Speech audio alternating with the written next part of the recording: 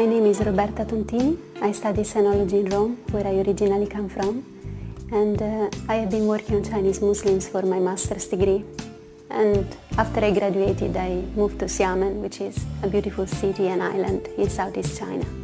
And I've been living there for 3 years, working as an instructor in the university.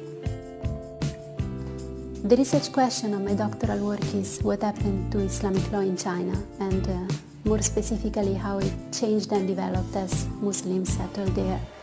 And I think it fits very much in the context of the cluster, because it is not simply a research on Chinese studies, and it is not simply a research on Islamic studies, and it uses research tools from different disciplines like anthropological surveys and philological analysis. And I think I needed to carry on this kind of research in a place in which I could move freely across disciplinary boundaries.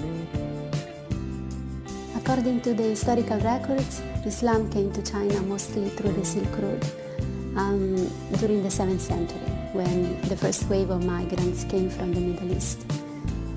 And these first migrants, so the early settlers, are considered to be among the ancestors of contemporary Chinese Muslims, especially the Hui community, which is the largest Muslim community of China, and they live scattered across the country.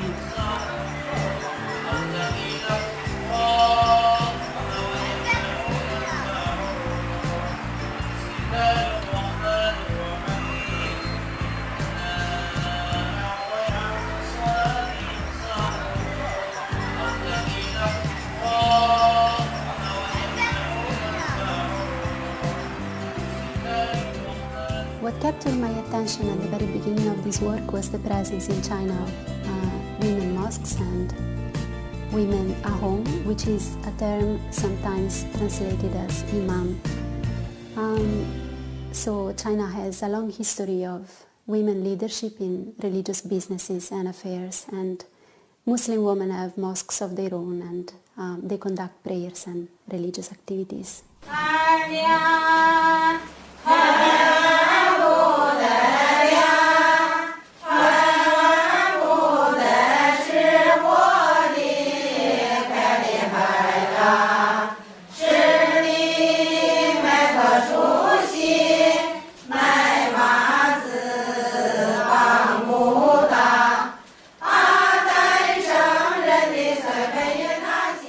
When I started, what I was looking for was a Quran in Chinese, because I thought that the Quran would be a main source of knowledge of Islamic law for any Muslim.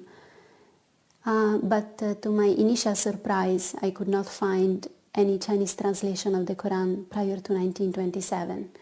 So I realized that I had to look somewhere else and to broaden the scope of my inquiries. And so that's when I started going through the earliest documents on Islamic law in Chinese. And among my findings, I especially identified one text called Tianfan Dianli, which is a rather comprehensive treatise on Islamic law for Chinese users. And I thought I was very close to find my ideal source, but the problem with this text was that it was not intended for everyone. It was intended only for the educated elite. And I actually wanted to know on what average Muslims were basing their understanding of Islam and Islamic law. So I kept searching until I eventually found another text called Tianfan Sanziji, which is a primer on Islamic law for average Muslim readers, which is written in sequences of 3 characters for easy memorization. So I thought I finally found my source, and I started collecting different copies of it.